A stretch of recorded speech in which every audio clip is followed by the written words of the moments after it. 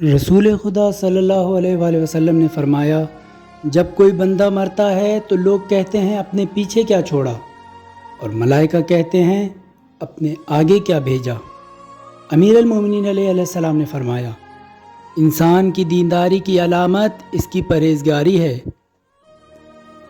अमीर अल-मोमिनीन अलैहिस्सलाम ने फ़रमाया, ज़बान एक ऐसा दरिंदा है कि अगर इसे खुला छोड़ दिया जाए तो फाड़ खाए।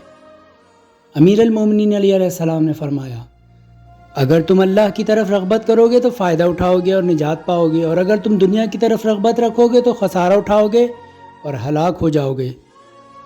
अमीर अल-मोमिनीन अलैहिस्सलाम ने फ़रमाया, ऐसी खामोशी जो तुम्हारे लिए बाइस वक़ार हो इस गुफ्तार से बेहतर है जो तुम्हारे लिए मूजिब आर हो।